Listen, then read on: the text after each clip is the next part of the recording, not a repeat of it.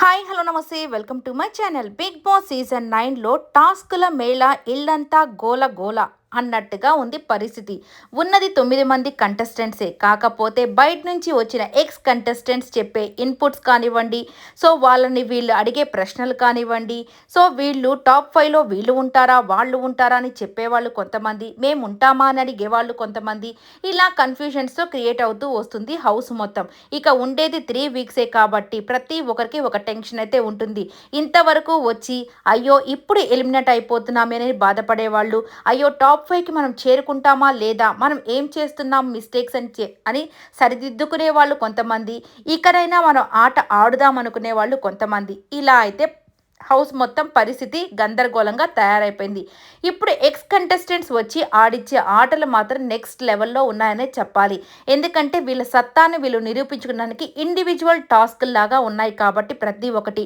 ఇప్పటి వరకు వాళ్ళు మనకు సపోర్ట్ చేస్తారా, వాళ్ళది గ్రూప్ గేమ్, వీళ్ళది ఇలా అలా వాళ్ళు హెల్ప్ చేశారు, ఇలా అనుకుంటూ వచ్చిన ప్రతి ఒక్కరికి మీ సత్తాని మీరు చూపించుకొని మీరు గెలుస్తారా ఓడిపోతారా అన్నట్టుగా ఇండివిజువల్ టాస్క్లు పెట్టడం అనేది నిజంగా చాలా అంటే చాలా బాగా అనిపించింది. ఇక ఫస్ట్ అయితే సత్తా చాటుకున్నాడు కళ్యాణ్. అది ఫౌల్ గేమో వాట్ ఎవర్ అనేవాళ్ళు అనుకుంటూనే ఉంటారు. ఇక ఏది ఏమైనప్పటికీ గెలిచాడు కదా, అదే ముఖ్యం. ఇక్కడ సంచాలక నిర్ణయమే తుది నిర్ణయం అని చెప్పేశాడు కదా ఇక నాగార్జున గారు. అందుకని ఇక్కడ ఇమ్మాన్యుయల్ తనది కరెక్టే అని చెప్పాడు కాబట్టి తనే కరెక్ట్. ఇక నెక్స్ట్ వచ్చేసరికి భరణి గారు ఓడిపోయారు. నెక్స్ట్ టాస్క్ తనూజ గారైతే ఓడిపోయారు. అది 1 మినిట్లో కావచ్చు, 2 మినిట్స్ కావచ్చు, 5 మినిట్స్ కావచ్చు. ఓడిపోవడం అంటే ఇక ఓడిపోవడమే. కంటెండర్ రేస్ నుంచి వీళ్ళిద్దరూ అవుట్ అయిపోయారు. తర్వాత ఈ రోజైతే సుమన్ శెట్టి గారు కూడా ఓడిపోతారు హారికతో. అంటే హారిక హౌస్లోకి ఎంట్రీ ఇచ్చేస్తుంది సీజన్ 4 నుంచి. సో తనైతే సుమన్ శెట్టి గారిని ఎంచుకొని వీళ్ళిద్దరూ ఒక రోప్ టాస్క్ ఏదో ఆడారంట. దాంట్లో హారిక గెలిచింది, సుమన్ శెట్టి గారు అవుట్ అయితే అయిపోయారు కంటెండర్ రేస్ నుంచి. ఆయన కూడా పక్కకైతే వెళ్ళిపోయారు. ఇక ఈయన ఓటింగ్ కూడా కొద్దిగా తక్కువగానే వస్తూ ఉంది. చూడాలి అసలు ఏం జరుగుతుందో. ఈసారి ఎలిమినేషన్లో చాలా ట్విస్ట్లు అయితే ఉండబోతున్నాయని అర్థమైపోతుంది. ఇక నెక్స్ట్ వచ్చేసరికి మానస్ గారు అయితే లోపలికి వచ్చారు. మానస్ కూడా చాలా బాగా ఆడతాడు, చాలా తెలివిగలవాడు, అలాగే అన్ని టాస్క్లు బాగానే ఆడగలిగేవాడు.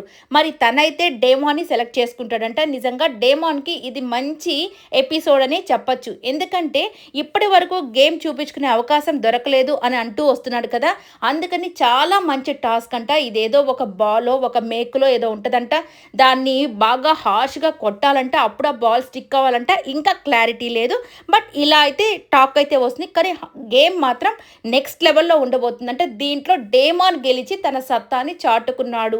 ఈ ఎపిసోడ్ కానీ తనకి చాలా ప్లస్ అయితే అవ్వచ్చు. సో ఇక మానస్ అయితే ఓడిపోయాడు. నెక్స్ట్ అయితే యావర్ అయితే హౌస్లోకి ఎంట్రీ అయితే ఇచ్చేశాడు. యావర్ మనందరికీ బాగా తెలుసు, తెలుగు రానప్పటికీ కూడా టాప్ 5లో తను ఉన్నాడంటే అది శివాజీ గారి ప్రోత్సాహం, ఆయన ఇచ్చిన ఇన్పుట్స్ని బాగా చెవికెక్కించుకున్నాడు కాబట్టి టాప్ 5 దాకా చాలా మంచి గేమ్ ఆడుకుంటూ తను కూడా వచ్చేశాడు. సో ఇప్పుడు ఎవరైతే హౌస్లోకి ఎంట్రీ ఇచ్చిన తర్వాత తన బెస్ట్ ఫ్రెండ్ అయినటువంటి ఇమ్మాన్యుయల్ ఇద్దరూ కలిసి ఒక టాస్క్ అయితే ఆడుతంట. ఇది ఒక పజిల్ గేమ్ అంట. అంటే ఇక్కడ ఫ్రెండ్స్ హెల్ప్ చేసుకుంటున్నారంటే చెప్పలేం, ఎవరికైనా హెల్ప్ చేయొచ్చు కదా, ఎందుకంటే ప్రతి ఒక్కరు టాస్క్లు ఆడాలి కాబట్టి ఇక ఎవరైనా పిక్ చేసుకోవచ్చు. కాకపోతే ఇక్కడ పెద్ద గొడవే జరిగిందని చెప్తున్నారు. మరి గొడవలు లేకుండా ఉంటే మన బిగ్ బాస్ హౌస్ ఎందుకు అవుతుంది?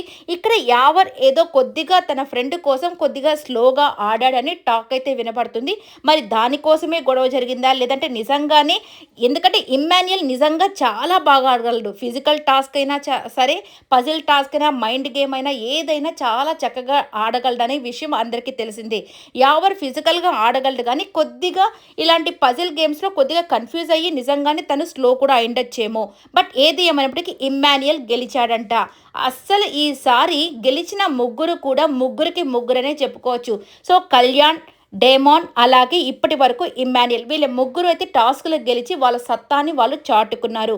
ఇక భరణి గారు తనూజ అలాగే సుమన్ శెట్టి గారు ముగ్గురైతే అవుట్ ఆఫ్ కంటెండర్ రేస్ నుంచి అవుట్ అయితే అయిపోయారు. సో ఈ ముగ్గురు నిజంగా ఇంకొక ముగ్గురు అయితే ఉన్నారు, దివ్య, రీతు, సంజన గారు. వీళ్ళ ముగ్గురు కోసం కూడా ఇక ముగ్గురు వస్తారంట. మరి వీళ్ళల్లో ఎవరైనా వీళ్ళతో చేరుతారా, లేదు ఈ ముగ్గురుతోనే ఇక ఫైనల్ టాస్క్ అనేది అంటే కంటెండర్ టాస్క్ అనేది జరిగి కెప్టెన్ వీళ్ళ ముగ్గురులో ఎవరు అవుతారనేది చాలా ఉత్కంఠగా మారింది ఈ సీజన్లో. ఎందుకంటే ఇది లాస్ట్ కెప్టెన్. సో లాస్ట్ కెప్టెన్లో భరణి గారు ఒక్కరే అవ్వలేదు, ఈయన అయిపోతారేమో, ఇక అందరూ సపోర్ట్ చేసేస్తారు కదా అనుకున్న టైంలో బిగ్ ట్విస్ట్ లాగా బిగ్ బాస్ అయితే వీళ్ళని పంపించడం అనేది హైలైట్ అయిపోయింది ఈ సీజన్కి. మరి ఈ ముగ్గురులోనే వస్తారా, ఇంకెవరైనా అనూహ్యంగా మధ్యలో చేరి ఏదైనా జరగచ్చు. ఇది చదరంగం కాదు, రణరంగం. ఎవరు కెప్టెన్ అయితే బాగుంటుందో కమెంట్ చేయండి. ఐ హోప్ ఈ వీడియో మీకు నచ్చినట్లయితే లైక్ చేయండి, షేర్ చేయండి, కమెంట్ చేయండి, సబ్స్క్రైబ్ చేసుకోవడం మర్చిపోకండి. Thank you so much for watching. Bye bye.